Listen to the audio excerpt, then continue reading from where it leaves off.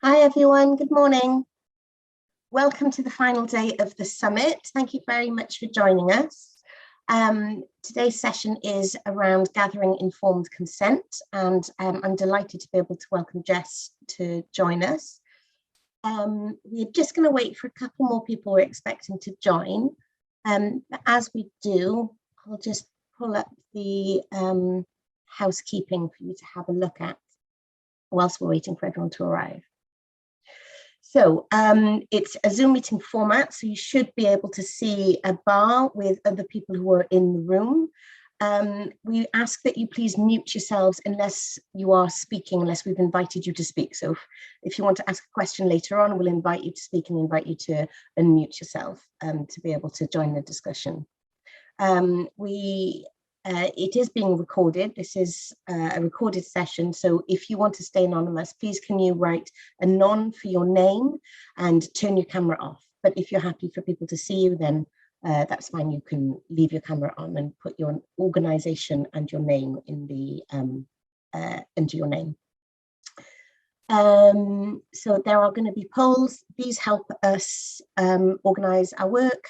They help us make decisions and to understand how you're engaging with our work and how you enjoyed the session and what we can do to improve. So please do take part in the polls, it helps us. A first poll will be coming up in a little bit. That poll has been running all this week. So if you have already done it, please don't feel that you need to do it, that will be fine.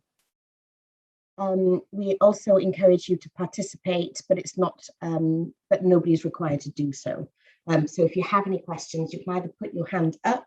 At the bottom of your screen, there's a little raise your hand symbol. If you press that, then we will see that you've raised your hand and know that you want to ask a question. Similarly, if you just want to type into the chat, you can type your question into the chat and we'll see that and we'll filter them through to Jess for you. This is a safe place for minoritized and racialized people. All forms of abuse will not be tolerated. We encourage challenging and constructive conversation, but people's lived experiences is not up for debate. If you have any serious concerns and need to make a safeguarding complaint, then go to the WCIA website and search for their whistleblowing policy. And that will tell you how to raise a serious complaint. Okay, great. Thank you very much. I can't see anybody who's got their hands up or anything. So we'll go back to explaining what we're going to be doing today. We are doing housekeeping and polls right now. So Peter is going to share a poll with you. I'd be very grateful if you could please fill in your answers. We'll just take 45 seconds to do this. Thank you.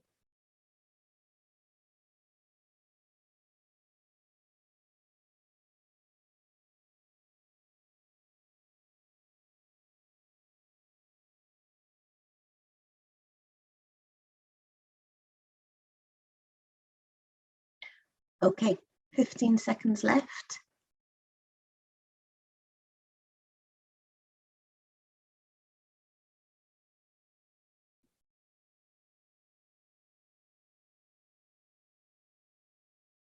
Five, 4, 3, 2, 1. All right, I think everybody who wants to fill out the form has been able to do it. Thanks, Peter. Okay, great. So now I'd like to introduce you to Jess. I'll stop sharing my screen so that Jess can take over. Hi everyone, thanks Kath. For those of you who don't know me, which is all of you, my name's Jess Crombie and I am a lecturer and academic looking at representation and ethics in photography and imagery, specifically in the NGO sector. And I'm also a consultant. I work with lots and lots of different NGOs to help them write their ethical policies, to help them think about how do you tell stories in a powerful and engaging way that is also considering of all of the ethical dilemmas that we face in our sector today. Today we are going to, I'm just going to share my screen. We are going to be looking at this. with a specific, there you are, hopefully you can see my screen now, with a specific lens to consent. But I'm going to, let me just get the chat up. Sorry, it always takes a moment to set up your screen, doesn't it? There, I've got the chat up. So if at any point during the session you want to ask questions, please type it into the chat. I'm really used to having talks and having stuff popping in and kind of keeping an eye on them both at the same time. So very happy for you to do that. Okay. Today, what we are going to be doing is this. So first of all, we'll be looking at some of the key issues around ethical storytelling, but specifically the ones that relate to consent. Then we're going to be looking at consent, what it is. I mean, I'm sure we all know what the word means, but what does it mean in this environment? We're going to have a bit of a workshop where we're going to look at how to create a consent form, and we've got a little quiz with some of the questions that I get asked all the time around consent so that we can start thinking about those. And then finally at the end there'll be time for a bit of a Q&A. Okay, so I'll just jump into the first section, which is the key issues and how they relate to consent. The most important thing to understand with all of these debates is that it's all rooted in power. And by that I mean who has it and who doesn't, who has choice, who has what is often called agency, but who has the ability to make decisions and who doesn't. And so does anyone know where this image came from? It's a famous image, a big moment for that charity. Anyone want to hazard a guess? Type anything.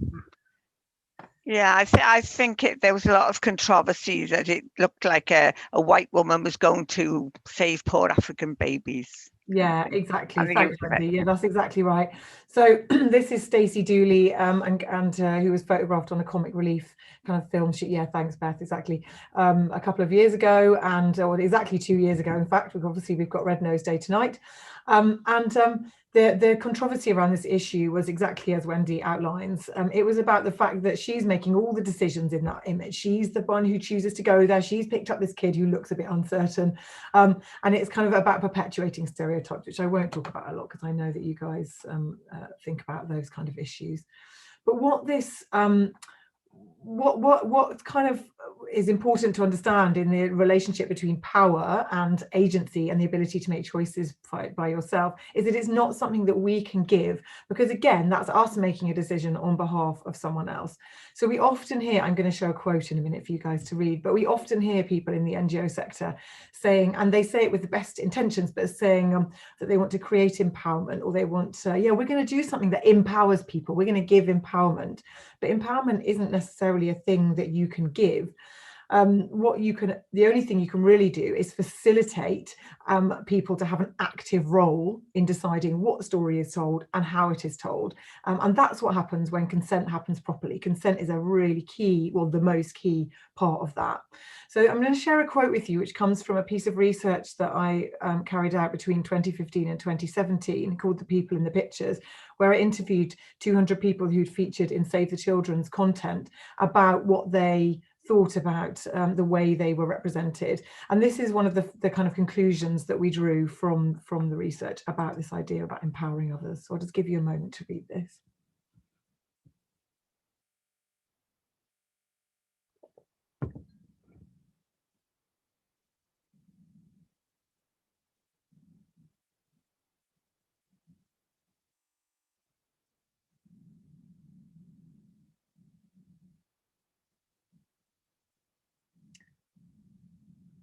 So that quote is, it kind of sets us up with our consent discussion today, because that last line, it's important to create space in the image making process for opinions and views. That's consent. That's where that happens, is that space.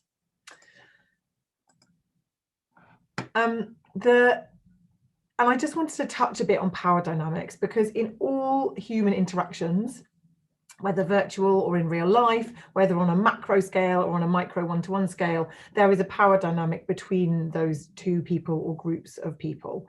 And here's some of the kind of power dynamics that are regularly and often discussed. But there's a power dynamic happening right now between you and all of you and me, because I'm the one who's allowed to speak and you're the ones who have to be quiet and listen. You know, there's choice and agency and power happening right now. And these power dynamics are impacted by our biases. So you will have heard a lot of talk over the last year about biases, which is great. It's really good that these kind of terms are coming into common parlance as far as I'm concerned. But the important thing to remember with biases is that we have conscious and unconscious biases, and these impact the decisions that we take when we are telling stories and gathering stories and facilitating people to have agency in the process of their own storytelling. And we're all aware, I think, of our conscious biases, whether or not we might want to admit them to ourselves. They can be uncomfortable, for sure, but and they can be both negative and positive. So we can think really good things about some groups of people, which is as much a bias as thinking negative things about another group of people. But unconscious bias is the sort of less well-known part of biases. And having done quite a lot of reading in this area, I think the best explanation that I came up with it, and the way that really helped me to understand unconscious bias, is that it's how we understand and organise the world in our unconscious mind. So if you imagine our biases being a kind of set of like filing systems in the back of our mind, we hold loads more unconscious than we do conscious biases. And it's just our way of understanding the world based on our own lived experience, which is completely different for every single person. An unconscious bias that we see a lot in the NGO sector is the idea that the people whose stories we want to tell, people whose stories we gather, can't really understand why it is that we want to tell their stories. And so this idea that there's no such thing as informed consent is because of that bias. Whereas the research I've carried out has kind of challenged that by saying that actually there's no one I've ever met and spoken to, from like women who have no literacy levels in very, very rural Niger through to kind of smartphone toting Syrian teenagers in Jordan. No one has ever not understood what it is that we want to do with their story, and in quite a sophisticated way as well. So that bias, and it's a bias born of wanting to do something good to help people, is actually unhelpful, because it stops us from fully explaining what we want to do to the people whose stories we want to gather, because we don't think they can understand. I mean, we might not all share this bias, but it's something you see a lot in the sector. Othering, which I won't talk a lot about because I know you know about this, but othering is what happens when we don't check our biases, basically, because we make decisions where we are confirming our biases in terms of the way we're talking about people or the way we are interacting with them. That's how othering happens. And the best way to check your biases is to have a little sort of internal monologue where you're thinking, why did I make that, if you're working in communications, why did I choose that picture and not any other picture? Why am I talking about this person in the third person instead of talking about them in the, using their words in the first person? Why? Having that little internal monologue where you're starting to think about those things. That's what's really kind of helpful in terms of checking those biases. One of the things that happens when we don't check our biases is that we create stereotypes, as you guys know, and there's something called stereotype threat, which is when a stereotype is impacted upon you, but when you actually internalize a stereotype and start to believe that it's true about yourself. So this is a little chart on the left which talks about male and female children's ability during maths tests, because there's lots of stereotype threat on girls to say they're not good at maths and science. And on the one on the left, when they reminded girls and boys of this bias, all girls aren't quite so good at maths, are they? And boys are really good at maths, aren't they? The boys did really well in the test. With the second group, when they flipped that round and reminded girls that girls were just as good as boys and can do anything boys can do, and the same to the boys group, the girls actually did slightly better. And then my favourite study around stereotype threat is this one on the right, which is a picture of a hurricane. And this was a study from 2014, which proved that in the States, when every other hurricane is given a female name and every other a male name, the female hurricanes were killing 3 times more people than the male named hurricanes, which is a statistical impossibility. Does anyone want to hazard a guess as to why that might be the case? Yeah, Kath, go for it. I love this, because they don't take it so seriously because it's a female, so therefore it can't be that dangerous. Yeah, so when a hurricane is called Kath instead of Gary, people took less evasive action, and the hurricanes killed 3 times more people than they did before, which is really astonishing, right? I couldn't believe it when I read that. And just sort of lastly, on these big issues is the term dignity. So we hear loads and loads and loads of talk about what is dignified and what isn't dignified. But where those opinions come from is predominantly the people like us, so the people who are the creators of the content or people who are the audiences of those stories. What we don't hear a lot of are what is dignified for the people who appear in those stories. You know, that's actually what my academic research all focuses on, but it's a very teeny area of research, I have to say. And what again that we kind of concluded from the studies that I have done is this, that for contributors, also known as beneficiaries, the people we tell stories about, having a choice in how they're represented and a clear understanding of the purpose and value of sharing their image and stories was dignified. So people who were featured in very hard-hitting DRTV adverts, you know, for example, were saying, I don't feel misrepresented in that film. I don't want it to be the only film that's ever seen about me by other people, but I don't feel misrepresented by it, as long as they understood the sort of larger purpose of that film and their role within it, and they had choice in how they were represented. And informed consent is how we do this, because if you don't know what you're signing up to, you can't have any power or autonomy or agency or whatever you want to call it in that process. I just wanted to touch on the kind of the Venn diagram of money and ethics, because I reckon most of my career is basically trying to work out what goes in the middle of that. But one thing I'll say in relating to, and I could go on about that for hours, but one thing I'll say in terms of a good consent process is that the better consent process you have, the more engaging and successful your stories, because the people whose stories you're gathering and the stories you're telling understand what you want to do, can help you deliver that aim, and will share their story more fully. And so in terms of powerful stories being a currency in the NGO sector, which it might feel uncomfortable to say that, but they're how we engage people. A really good consent process is not just a kind of form filling exercise, it's a chance to have a conversation and explain what you're doing. And a couple of examples that I think are really nice are, and we can add these links, we can send these links to you afterwards, but this is a film by Save the Children called of two kids called Lawrence and Leonidas, who are brothers. And in this DRTV, it's a DRTV ad, but it completely bucks all the trends for DRTV ads and all of the kind of received wisdom about what works and what doesn't work, because it was made in partnership with this kid and his family in terms of what story and he wanted to tell. And the kid does all the talking in the film, Lawrence, the older brother. And it was very, very successful and is one of their big earners now. So I think that's really interesting to show. And the same goes with this project, which was a town called Alice, which was used in legacies and acquisition and retention, and was again very successful financially.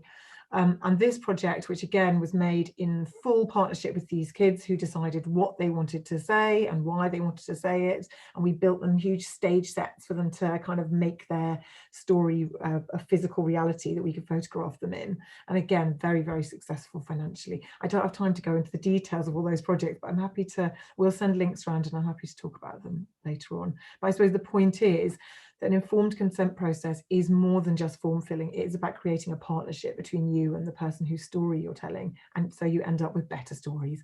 That's good for everyone. Okay, so consent. Yeah, what is it and how do I do it? So like I said, it's the cornerstone of good ethical practice, but it's also one of the best tools you can have in terms of telling your stories powerfully. You need to have a consent process which is universal. So if you're an organisation that is gathering stories in multiple countries, your quality of consent process needs to be the same across all those countries. There can be a tendency to gather really good consent in countries where the people whose stories you're gathering will also be an audience member. So like if you're a UK-based charity telling stories in the UK, but if you're gathering stories from somewhere else in the world where you're not sure whether the people will end up seeing the story, to have a slightly less high quality process. And so it needs to be the same across the whole piece. apologies for this slide, but basically you don't need to read all of this now. Hopefully you guys can share these slides with people afterwards, but really the important thing to remember is that consent is now enshrined in European law, which on this case we are still bound under, which is the oft quoted GDPR guidance. You may not be aware that consent is written into the GDPR guidance. So if you want to get really geeky, you can find it in Article 4, Section 11, and also in Article 7 as well. But essentially what it tells you to do are these three things. So consent must be informed. So you must have made every effort to make sure people understand what it is you're doing and why.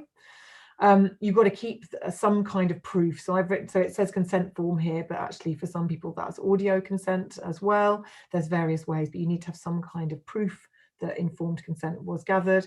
And then you also have to make every effort you can to make sure that someone can withdraw consent at any point. And if something's already gone out, then you have to withdraw what you can, but also acknowledge that you can't withdraw what's already out there. So those are the three things that you have to do. And I mean, the likelihood of you being audited is slim, but big organisations, so the British Red Cross, for example, have actually pulled every single image from their database that doesn't have this attached to it, which ended up being about 85% of their images, which was rather painful for them, but they felt so strongly about it. So, you know, it's important to know that. And then the guiding principles of consent. So this is what I've boiled it down to after many years of thinking about this. So I'll run through these quickly, but we're going to talk about these more when we do the quiz. But the importance of time. So really, if you want people to understand what it is you're doing, you need to give them enough time to properly have a conversation with you. So it's not a kind of, oh hi, yeah, I want to get this, so just sign here kind of situation. It needs to be like sat down, have a chat. Group consent discussions can be really useful if you're gathering more than one story at a time, because people feel more confident kind of bouncing ideas off each other.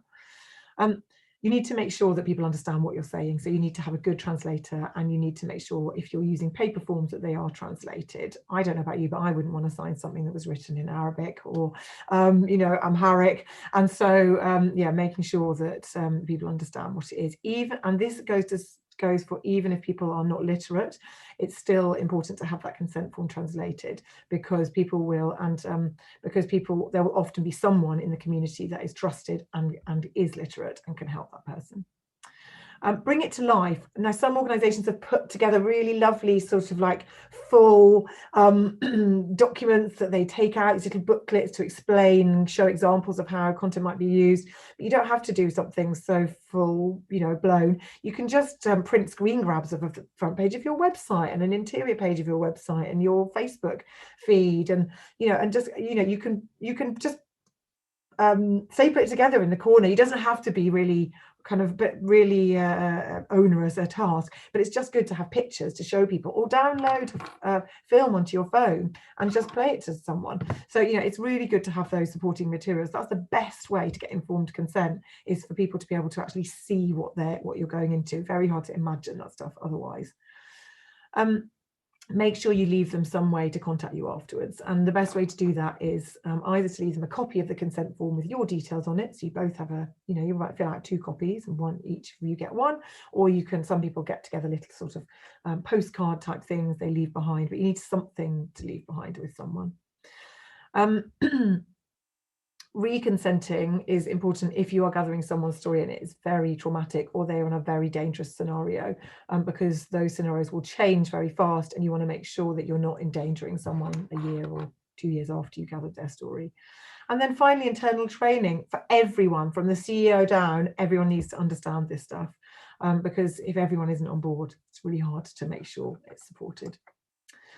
A point about young people, we discovered when we carried out the people in the pictures research, that young people had very strong feelings about consent, and wanted, so the guidance is from about 7 or 8 upwards that children are also asked to be a part of the consent process. And the reason for 7 or 8 is because that's the point where the frontal lobes start being engaged, and children are able to make much more sort of bigger jumps. For those of you with kids, you'll know, and this is certainly my experience, that around 7 or 8 they start questioning your authority and your knowledge, and that's because they're engaging that front part of their brain. annoyingly.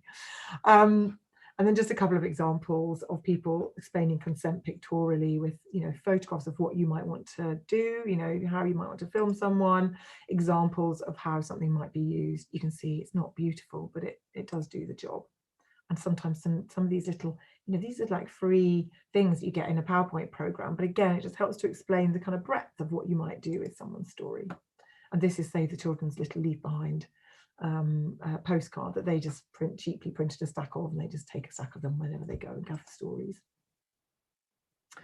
So we're going to go into the quiz now. So I'm just going to cut and paste the link into the chat. There's 11 questions, sorry, on the quiz. I don't want you to agonize over the questions. I just want you to like bang through and kind of pick whatever you think is right or wrong. It doesn't matter if it's right or wrong. This is just an exercise to start thinking about these things and having a conversation about it, all right? So there's the link to the quiz. I'm going to give you 5 minutes to fill it in. And then, but if you finish sooner than that, please just type in the chat and let me know. Or if you need more time, same. And then I'll share the quiz results and we can talk through them. All right. I'll mute myself while you do that. Has anyone got any questions? Is everyone clear on that? Okay. Shout if you do.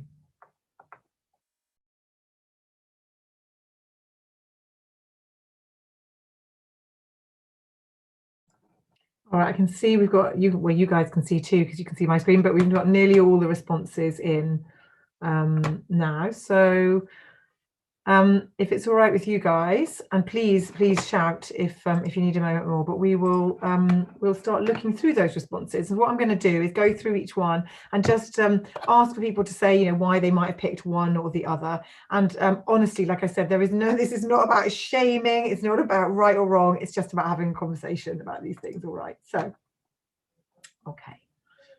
So the first one is, does consent have to be gathered using the same quality of process regardless where you are in the world? Yeah, glad you're listening. So yeah, that's a yes for that. I'll move on to the next one. We might have some. So when gathering a recognizable image of someone in a public space, is there a legal imperative to gather their consent? Anyone want to say why they picked yes or no on this?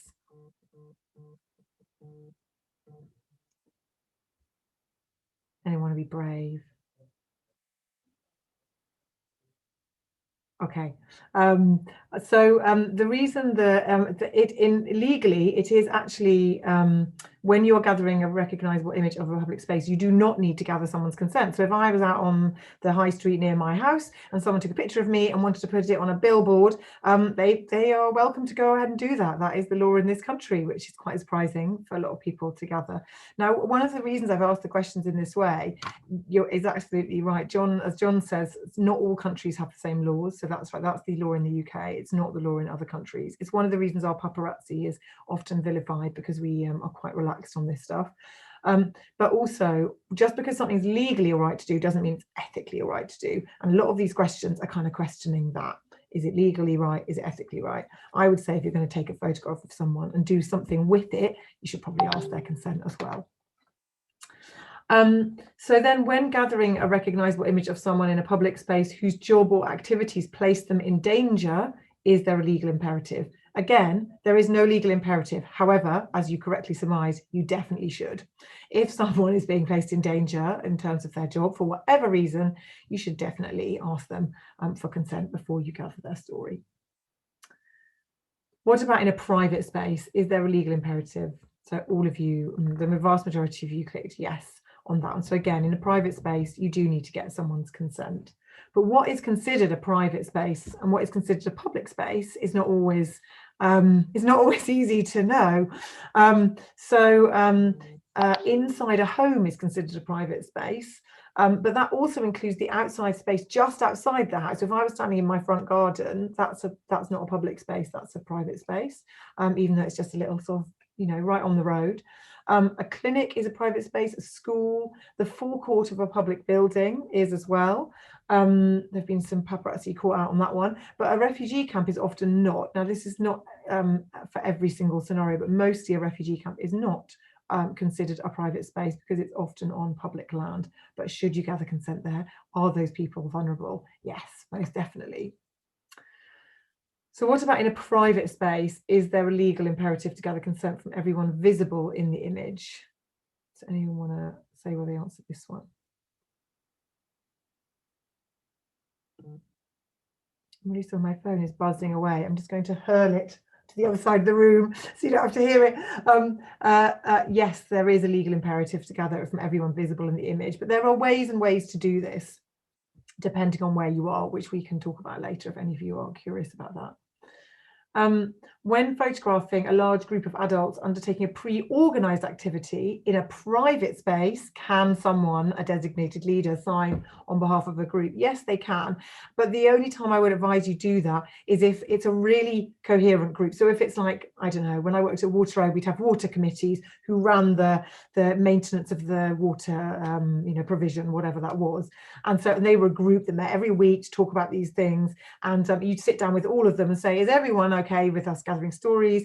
And they'd make sure everyone said yes, and then you'd ask one person to sign it rather than getting 20 people to sign it. So you have to be, it's again, like all of these things, it's a bit grey. You have to be confident that the person who's signing on behalf is mandated to do that. In a medical facility, can a doctor sign on behalf of a patient? And you guys are correctly surmising that is a no. So again, a patient being one in a very vulnerable group, and a doctor can't sign on behalf, even if that doctor is the sole person who has care for that patient. In a school, however, a head teacher can sign on behalf of a parent or guardian, but only if that parent or guardian has previously signed a form saying that the head teacher can allow photography. I'm sure, again, those of you with kids have signed those forms for your kids. I definitely have. So yeah, and I know in some environments that is much harder it probably hasn't happened, and it's much harder to get consent. And in that situation, you do have to make sure that you are trying to get consent from the parents, and that usually involves some prep work, essentially, because it takes time to do that. But they're kids, they're vulnerable. Again, it's important people understand what you're doing. Is it necessary to gather a child's own consent as well as the consent of the parent? This is interesting. So we've got an absolute even split. And so that's a yes for it being ethically the right thing to do. As I talked about, kids have strong feelings about these things, but no for it being a legal thing to do. So you can decide what side of that camp you fall on. Do you need to gather consent when taking a photograph of a recognisable child legally? Again, you've been split down the middle on this. No, the answer is no, you do not. So my kids can be playing in the park down the road. Someone can come along and take a picture of them, do whatever they want with it. Legally, I don't have a leg to stand on. In terms of best practice, you're hard pressed to find a photographer who's prepared to do that in this country. However, think about how many photographs you've seen of random kids running down the road somewhere in Africa, and whether or not that would be a photograph that you'd be okay with your kids being in, in Wales or in wherever you live. So, again, legal, ethical. And then when photographing an unaccompanied minor, what are the practicalities you should take? Unaccompanied minors being arguably the most vulnerable group of children or group of people that we might ever gather stories from. And the correct answer is all of these things. So you might decide, actually, we're just not going to gather any imagery of them, or you might decide to anonymize them. You should always do that. You should always gather the consent of the adult if you believe that adult has that child's best interests at heart. That is not always the case. I've been on shoots where that is where that is much more complicated to untangle, and you should gather their consent as well, again, so that they have the opportunity to understand to the best of their ability what you are doing in that situation. And finally, sharing other people's imagery. More and more now we're sent images by volunteers and supporters. Again, we can't share those images unless they have agreed for us to share them, except on the platforms in which they've shared them, which you correctly answered. Then we can sort of resend them on Instagram or Facebook or wherever we're using. But if we want to share them anywhere else, we have to get their written consent to do that. Now, these laws are not the same in every country, although there are similarities. So it's really important before you go and gather consent in whatever country you're going to, that you have a conversation with the local people you're working with and ask them about the rights of people in this situation. All right, so any questions before we move on to our workshop?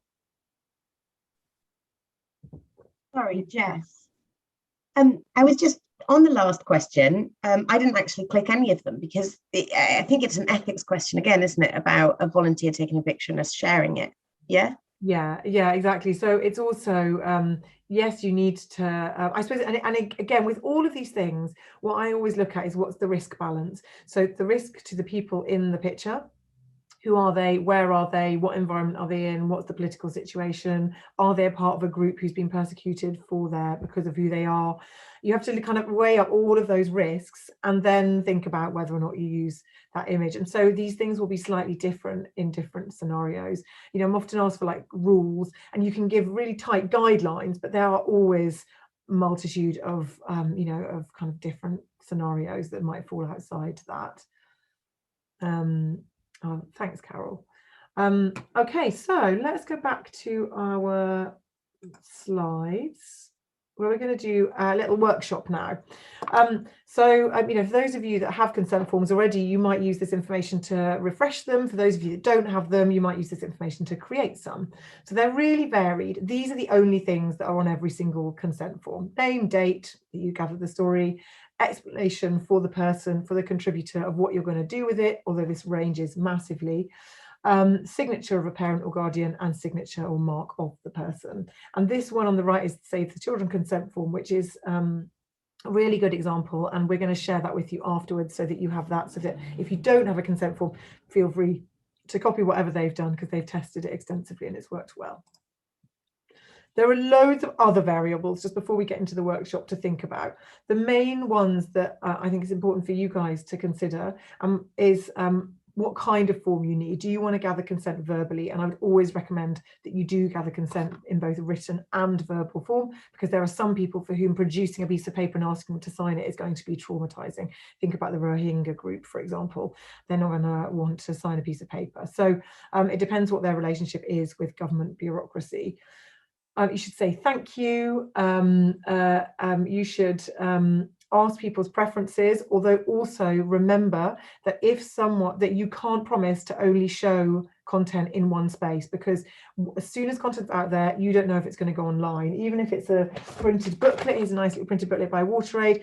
The reason I have this on my desk is because I took a photograph of this and put it on Instagram. They didn't mean it to be online, but I made it be online. So you can't promise people that their content is not going to be shown in certain countries. They have to be comfortable with it being shown anywhere.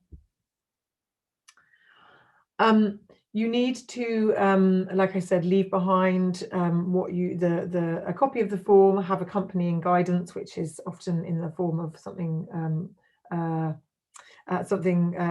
kind of image examples. And I always advise having a little sort of script for someone as well, so that whoever's gathering consent has a series of bullet points that they know they need to follow in order to fulfill the consent process. So those are the kind of important things for you guys to think about, but you may come up with other ones. So what we're going to do now is put you into two groups, I think, and for you to answer these two questions. And we've got what's called a Padlet board. Let me just show you what that looks like. So when you click on the link I'm going to share with you, you get this. If you want to add something to it, you just click this little pink square in the corner. And then you type something interesting, a question, into here, and there you go, it's up there. All right, so that's all you need to do. It's super simple. So I'm going to type that into the chat. I'm just conscious of time, so we're going to do this. We're going to have just a little moment doing this. We're not going to have ages. We'll just have 5 minutes doing this, and then we'll come back and share what you've noted down. Kathy, you all right to put everyone into the two rooms? Hi everyone, you'll get a pop-up now pulling you into a room, okay? See you in how many minutes? Sorry, Jess? I think we'll just do 5 minutes, because in the interest of time. I'm typing the questions you need to answer into the chat as well.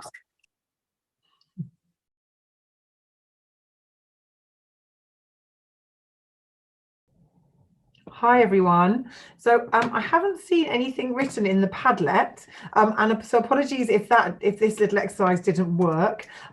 Did anyone write anything on the Padlet and for some reason I can't see it? And if not, we'll just have a little, if you guys jump in either on the chat or switch on your mics and answer these questions, we'll just have a quick little chat about it. Beth, were you about to? No, I was just going to say we had a big discussion, but didn't actually get around to typing anything. Oh, so. Well, that's great. You had a big discussion. Do you want to be a spokesperson for your group and tell us what we talked about? Yeah, we were talking about gathering consent, and particularly in terms of, Tia was talking about, you know, naming the communities that we're working in, and how, you know, even if we've got their consent, whether actually ethically that's the right thing to do, and you know, making sure people understand, you know, what, being informed exactly around the consent that they're giving.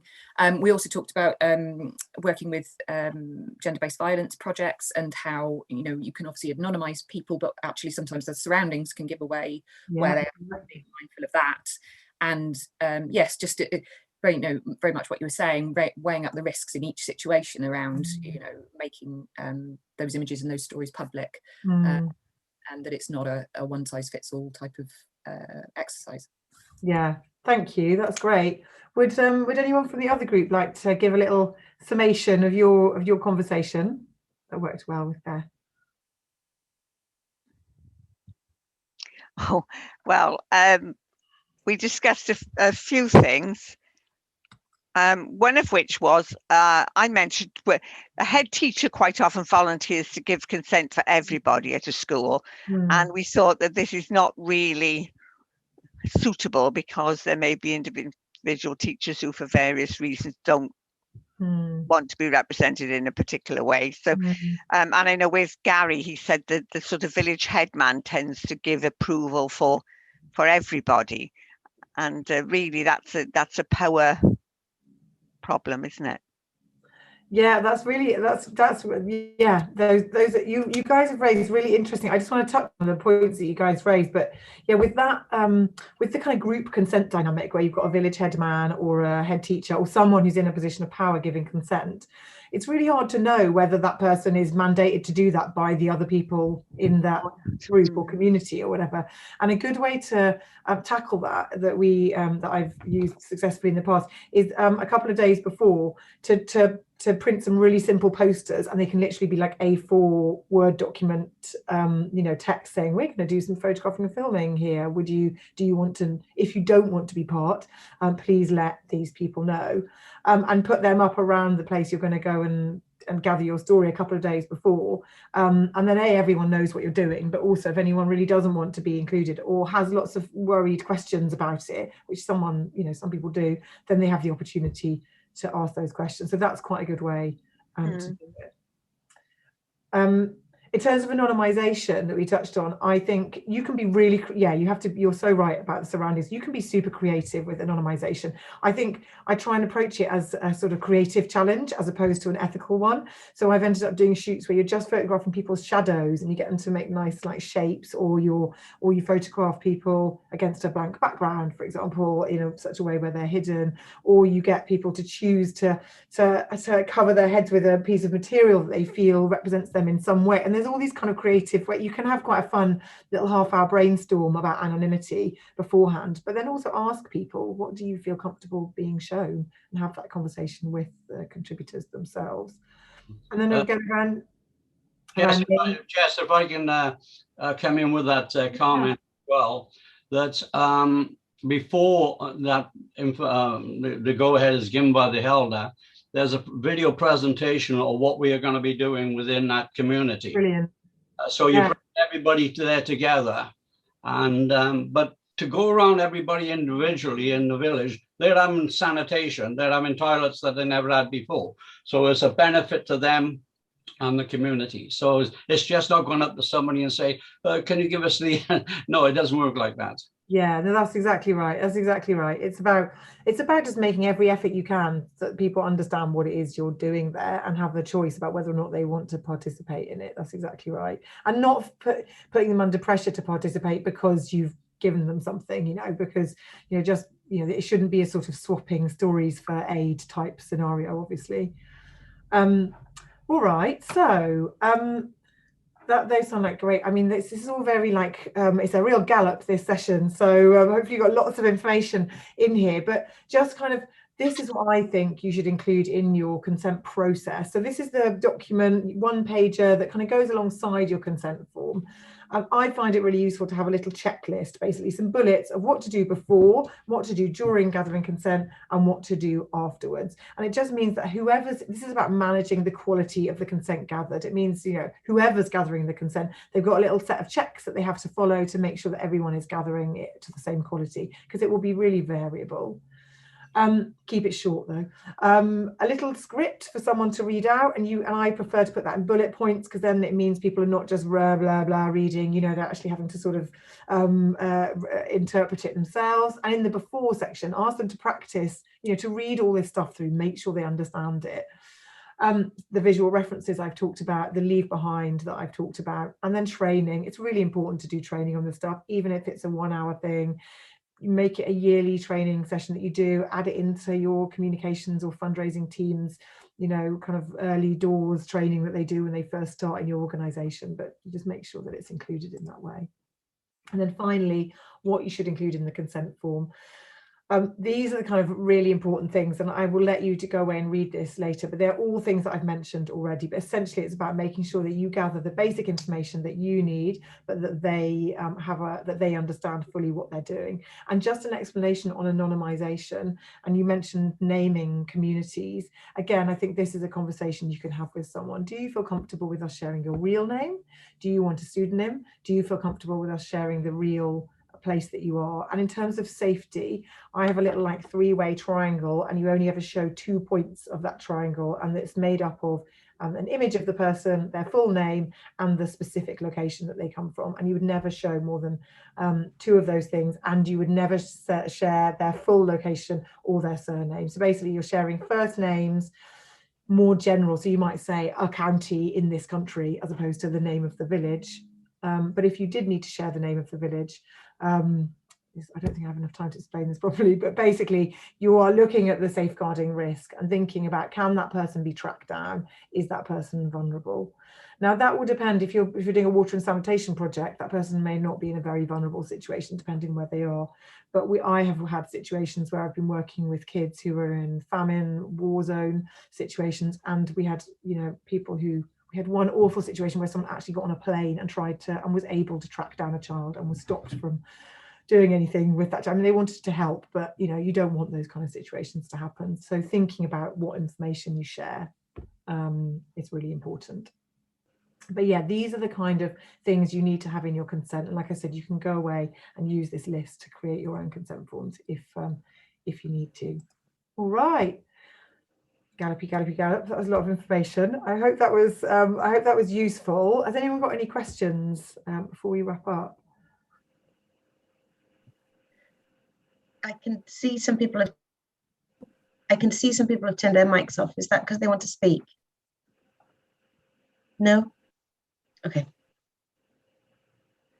Do you feel comfortable to create a consent form if you haven't got one? Do you feel like you've got the wherewithal to start, maybe not comfortable, but to start thinking about that process if you haven't got one? And if you have got one, did some of the information you saw think, I might need to refresh that? Okay. One question, Jess. Yeah, one question. Yeah, go for it. Yeah. You know, well, as we're in lockdown at this present time, and we're trying to work remotely, how does that affect if, you know, we can't be over there for a couple of months when we've had our jabs and so on and so forth? So are you finding it a problem in trying to get this type of information with people on the ground there, not being there yourself? Yeah, so what I'm finding is that the consent process can feel really formal if you are a person who is working with that community already, like you have an existing relationship with them, and suddenly you're asked to go and do this very formal process. It can feel sort of weird and alienating. And so I had a really interesting conversation with a colleague in Ethiopia the other day, and he said that what he does is, rather than individually go to every single person and read the form and kind of follow the process in that way, because they're a community he's working with all the time, he distributed the consent form in Amharic, and people kind of looked at it beforehand, and then he got everyone into a group, and they just had a bit of a chat and a conversation about what he wanted to do and why he was there, and he shared some examples he'd printed out, and he said that group discussion was a really, which is often how you're working on aid projects anyway, was that kind of model was really useful, and meant that people who had not wanted to ask questions before or felt a bit intimidated to ask questions in a one-to-one scenario were completely comfortable doing it, but it didn't inhibit his relationship with them either. So I thought that was really useful. And I only found that out because I said to him, we need you to gather consent. This is our consent process. Does it work for you? And then he was able to say, yeah, in these ways, but no, in these ways. And then we were able to amend it. And so I think that's really critical, just saying to people, this is what we need to do. Does it work for you? I'd echo what Jess is saying, having that trust with your partners for them to be able to tell you whether that form or whether that process is going to work in the communities you're working with, because, they've got that knowledge and those relationships. So to trust their judgment. And sometimes I've had people say, I just can't take a piece of paper into this situation. It's going to inflame it. It's not going to work. And so in that case, we've developed, an audio consent process that they can use, where they kind of read out a little statement, have a conversation, and in the same recording, you hear the person giving their consent or asking questions, whatever it is that they need to do. But yeah, those relationships with your partners are really critical. Okay, brilliant. Jess, thank you very much for that. That was really informative and has given us a lot to think about. Thank you.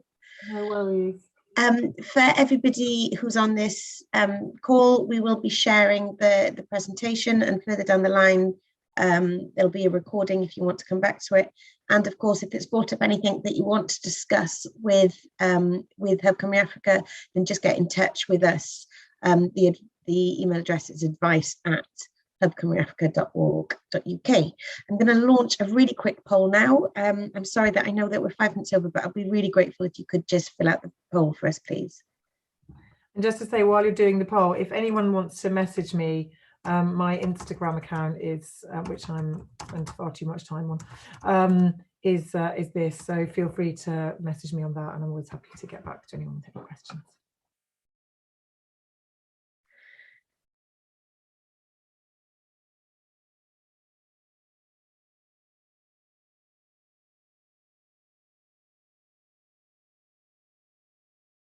Yeah, thank you very much, Jess. Really enjoyable. No worries. I'll let you get on with your day, but thank you so much, everyone, for listening and for taking part in all of the sessions. I know it was a gallop, but hopefully it was a useful one. And like I said, maybe see you at some other event or in real life. Imagine that. Enjoy the rest of your day. Right, brilliant. Thank you. Bye.